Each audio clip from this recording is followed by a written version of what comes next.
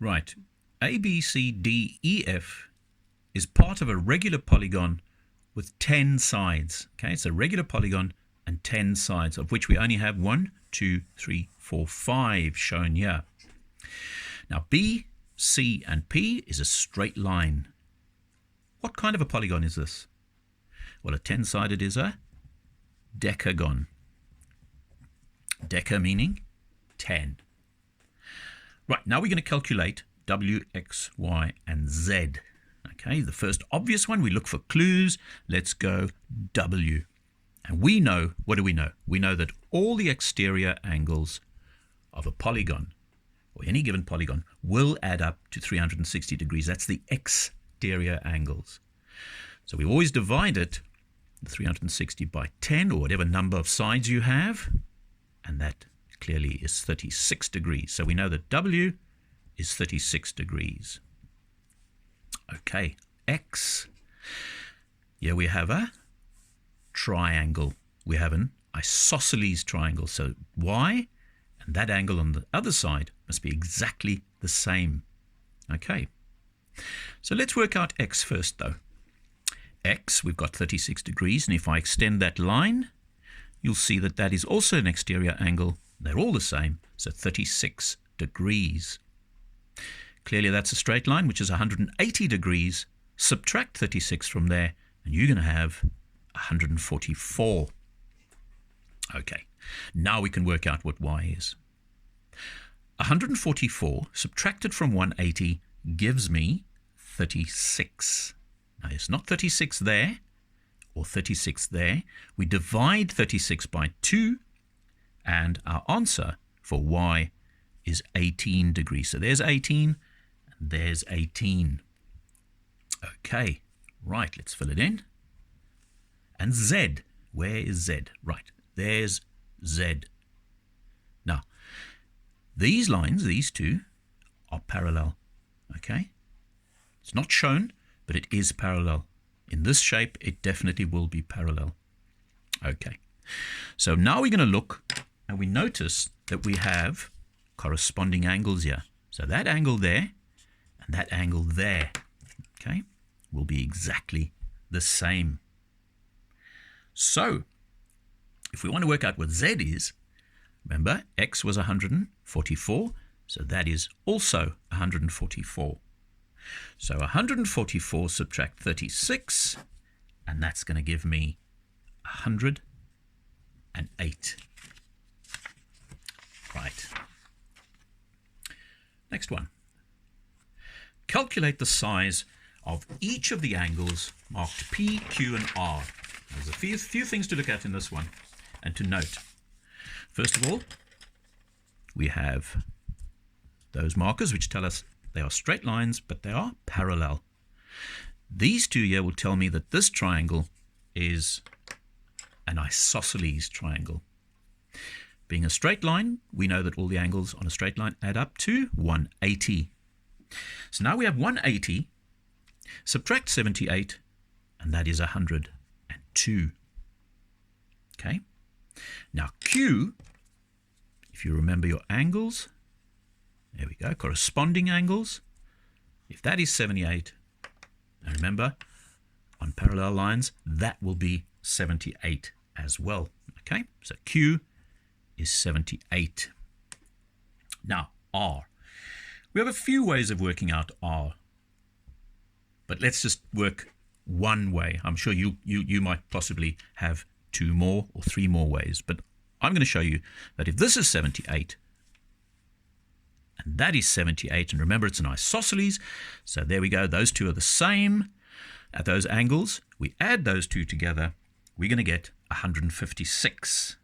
Okay, 156. Well, let's see. Is it 156? 8 and 8 is 16. Yep, 156. So what's left over? We've got 180 degrees would be the sum of the interior angles. So subtract 156 from 180, and you're going to have 24. Right, next one.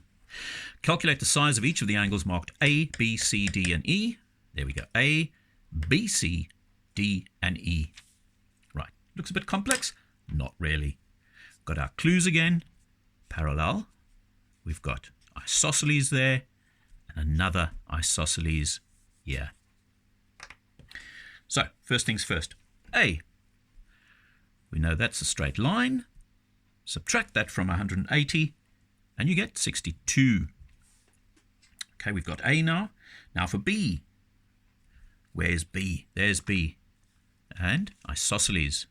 So if A is 62, clearly that has to be 62 as well. And when we add those two together, we get 124. Subtract that from 180, and you have 54. There we go, 54. Now, C. Parallel lines. What are we going to look for? We're going to look for alternate angle or a Z angle. There we go. Watch. There, there, and there we've got our Z angle. And clearly, if that is 62, that is 62. D. Right. Where have we got? There's D. That one and that one must be the same. Why? Because that tells us this is an isosceles. Remember, it's not to scale, so don't go get your ruler and start measuring. Okay? So subtract 118 from 180, you're going to get 62. The answer is not 62 because you've got to divide 62 by 2, and you get 31. So that is 31, and that'll be 31. Right, now we've only got to solve E. Now, E is a reflex angle. More than 180, less than 360, or equal to 360. Because around that point, all the angles must total 360. So clearly we have to add those two together, and that will give us 93. We subtract 93 from 360, and you will get 267. Right. Now, a little bit different now. Now we're looking at polygons. All these are they difficult? Well, they can be, but they can also be very easy if you spot all the clues. But let's read what they want us to do first. AB, BC, and CD are three sides of a regular polygon with center O. And ABX is a straight line. An angle BCD, the middle one, C, is 140 degrees. Now, what do they want us to do? Calculate the size of each of the angles marked V, W, X, Y, and Z. Right, so let's go to V. Straight away, yep, you've spotted it. It's a isosceles. It's an isosceles triangle. So we got 140. Yep, we know by now. 180 minus 140 is 40. Divided by 2 is going to give me 20. So let's just fill it in because it might help us later on. W. Right, let's work out what W is. Okay. X. Now we may as well work out X first before we get to W. So X is an exterior angle. And what do we know about exterior angles of a polygon? They all add up to 360 degrees. So divide that. Okay, you can divide it by the number and it'll give you the number of sides. But in this case, because we know that's 140, let's just extend that. And we can answer two questions at once here. If that is 140, that's a straight line now. So that must clearly be 40 degrees because they add up to, 180. So 40 degrees there. And now I'll tell you why I went to 360 degrees. Because I'm going to answer this question straight away as well. So let's first fill in. What do we got? X is 40. We'll come back to W. Now 360 divided by the degrees, the outer degrees, is going to give me the number of sides of this shape. Okay, so we can answer this now. It is a nonagon. Okay, nonagon. Right, let's come back. Let's come back to W because now we've got two measurements there that we've done, two angles, which added up to 60. Okay, so that's 180 degrees. We've got 60. How many more to get to 180? 120. Okay, are you happy with that? It's 120 degrees. Let me just quickly turn to my references here. And we've got W as 120 degrees. Okay, so 40 plus 20 plus 120 will give me the 180 degrees. Now, let's solve y. Y is probably the easiest because if we knew that that was 140, it divides it by 2, so that is 70 degrees. Let's just put in degrees now that I've put in a degree with that one. Now z. Z. 9 sides. Okay. Remember this? It's 9 sides. Okay. But that's not going to help us to find the answer for z. What we could do, there's 2 ways of doing this. You could say, hang on, I know that if I divide this up, this 9-sided, I'm going to end up with 3 of those angles. And we know that if we have 360 divided by 3, the answer is going to be 120. So if you knew that, that's one way of doing it. But the other way of doing it is, right, let's go. We knew that W was 120. We know that that cut that line, this one that is 70, this line cut the 140 in half. But we've got 20 there, and to get to 70, we add another 50. So now all we need to do is add those together, okay? And when you add those together, you are going to get 240 degrees. Subtract it from 360, and you've got your 120 degrees for Z. Okay. Remember, we've gone through this pretty quickly, but if you would like to come back to this video and stop it, pause it, and listen, rewind, and listen again, and that may help you to understand it a little bit better. Now, let's look at this one. This one looks very complex. Look at this. We've got what is this? What is this? Well, let's see. It says A, B, C, D, and F. A, B, C, D, E, F is part of a regular polygon with a center O. Okay? With a center O. B, C, P is a straight line. So I'll tell you what. Why don't we get our ruler out and extend BCP. BC to P. Okay? They haven't done this. It's quite a clever question, this one. Testing your knowledge on angles to the nth degree. Right, so now we've got those matched up. So why not match up the others to the center point? Let's see, we take it from the point C there, take it through over there. Draw that. Let's go further. Let's go further to D and take it through there. Let's be accurate though. Oops, bit of dirt on there, which is not helping me. Okay. Hold it steady. There we go. And hey, could I join those? Yeah, B and E are joined up through those angles. Starting to take shape now.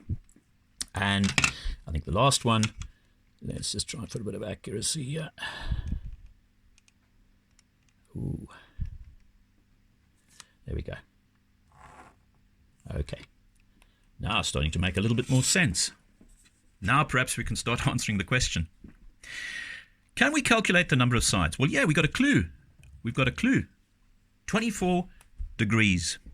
24 degrees. Now, what are we going to do with 24 degrees? Well, I'll tell you what. We know that 360 degrees, okay, we divide that by the 24, and that's going to give us 15, okay? That gave us 15. So calculate the number of sides. Well, 15. Now we can work. Now we can work with this one. Look at the first one. We need to solve W, X, Y, and Z. So W, I think we've already established, okay, is 24 degrees. X, now where's X? There we go. X. This angle is also 24 degrees, remember? And what do we have here? We have a triangle. So subtract 24 from 180 and divide your answer, which was 156, by 2. And you're going to get 78. So that X over there is 78 degrees now. Okay. Now, What do we know here? We want to find out why. Why is pretty easy. They've just made that a bit smaller for us. Okay. It's a smaller angle, but does it matter? Again, 24 degrees subtracted from 180 is 156. Divided by 2 is 78. Moving on to Z. Okay, right. Now we've got to be a little bit clever here. Right. 78 degrees. We know a little bit about 78. We know that's 78. So we know that, because it's a straight line, is going to be 102 degrees. So we've got 24, we've got 102. Add them together, you get 126 degrees. Subtract that from 180, and you have 54.